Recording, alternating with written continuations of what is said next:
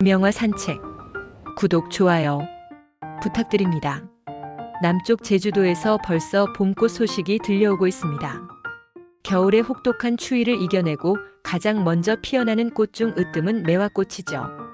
눈 속에서도 피어나는 매화의 맑고 청아한 자태는 굳센 의지를 지닌 선비의 모습으로 칭송하기도 합니다. 긴 겨울의 기다림 끝에 봄을 맞이하는 기쁨처럼 희망의 꽃 매화에 버금가는 서양의 꽃은 무엇일까요? 매화와 같은 장미과 속명 푸르누스로 동일한 성을 가진 사촌격인 아몬드가 있습니다.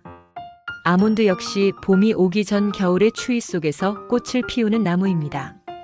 매화만큼 생명력과 희망을 상징하는 나무죠. 아몬드 나무에서 희망을 이야기하는 명화가 있습니다. 바로 반고흐의 그림 꽃 피는 아몬드 나무입니다. 고흐가 자신의 절정이라고 말했다는 이 그림은 꽃보다 더 아름다운 사연을 간직하고 있습니다. 꽃 피는 아몬드 나무는 단순한 자연 풍경화가 아니라 반 고흐가 가장 사랑했던 가족을 위해 특별히 그린 작품입니다. 얼마 전 동생 테오와 그의 아내 요한나 사이에 태어난 조카 빈센트 빌럼을 위한 선물로 그려졌기 때문입니다. 아기의 출생을 알리는 편지에서 테오는 이렇게 썼습니다. 예전에도 말했듯이 아기 이름은 형의 이름을 따서 빈센트라고 짓겠어. 이 애가 형처럼 단호하고 용감한 사람으로 자라기를 기도해. 당연하게도 이 그림은 반 고흐 가족에게 가장 소중한 작품으로 남았습니다. 빈센트 빌럼은 후일 반 고흐 미술관을 창립하게 됩니다. 그는 1888년 자신의 귀를 자해한 사건 이후 점점 정신적으로 불안정해졌고 1889년 5월 스스로 생내미 정신병원에 입원했습니다. 그곳에서 별이 빛나는 밤, 아이리스, 올리브 나무 같은 걸작들을 그렸습니다. 1890년 1월 반 고흐는 생내미 정신병원에서 퇴원한 직후였습니다. 조카가 태어나면서 그는 다시 삶의 의미를 찾고자 했습니다.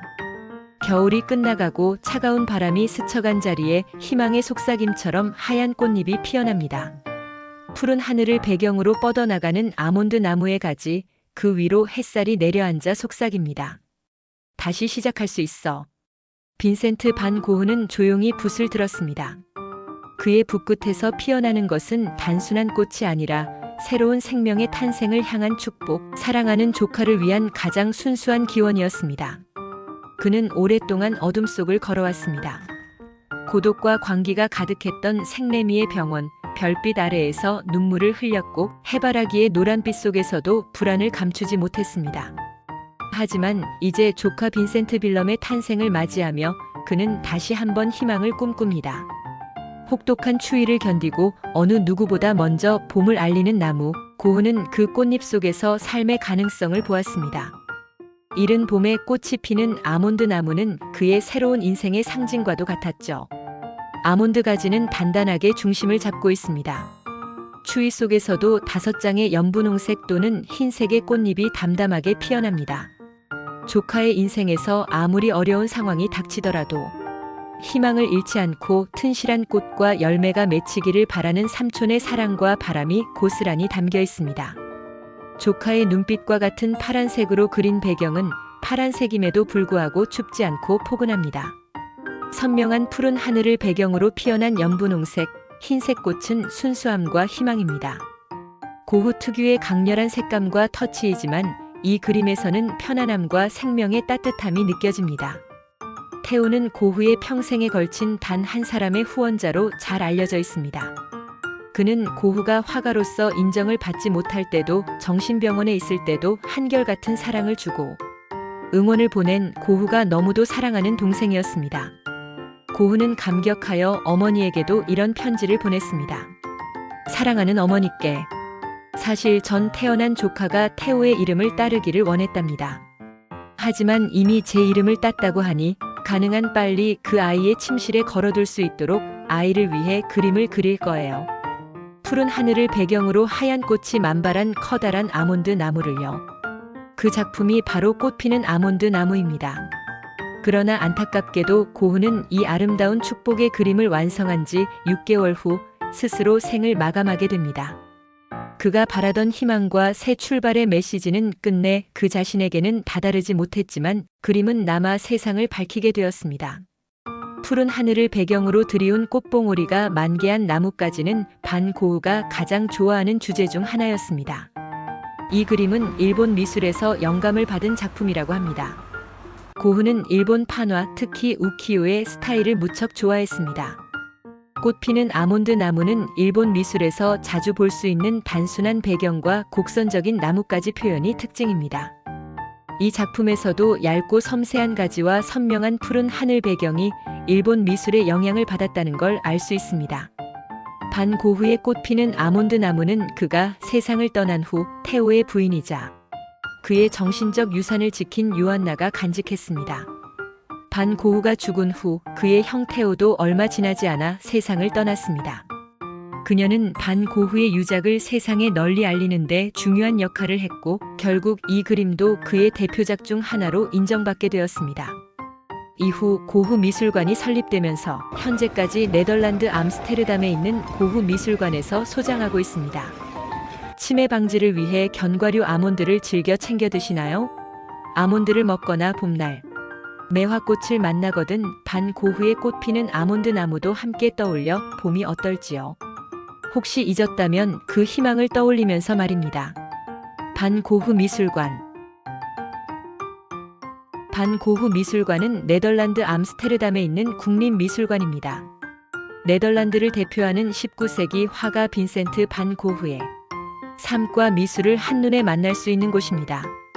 고흐의 회화와 소묘 컬렉션으로는 세계 최대 규모를 자랑합니다.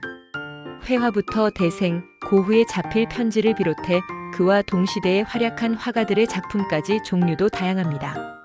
고흐 작품 중에서도 유명한 감자 먹는 사람들, 자화상 침실, 해바라기, 꽃피는 아몬드 나무 등은 대표작으로 꼽힙니다. 반 고흐 사후 이야기.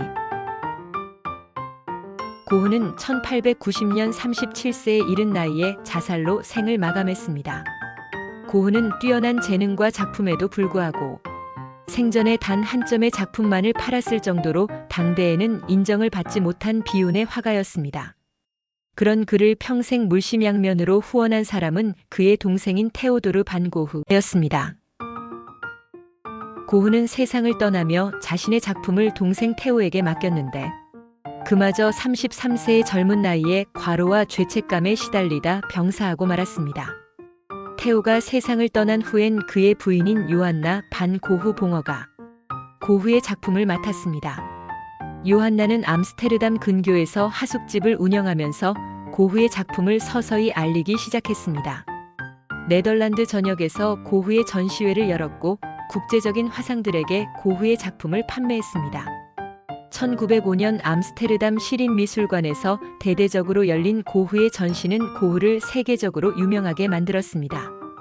1924년 런던 국립미술관에 판매한 해바라기를 필두로 고흐 사후 30여 년간 약 190점의 작품과 55점의 드로잉이 세계 주요 미술관과 영향력 있는 개인 소장가들에게 팔렸습니다.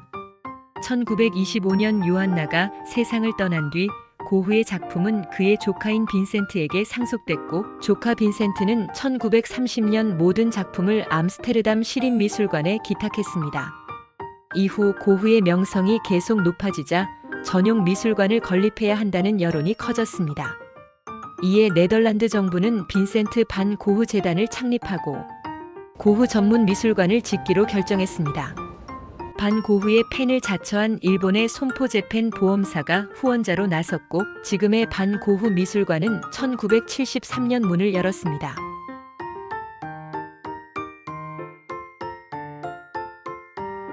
끝까지 시청해 주셔서 감사합니다.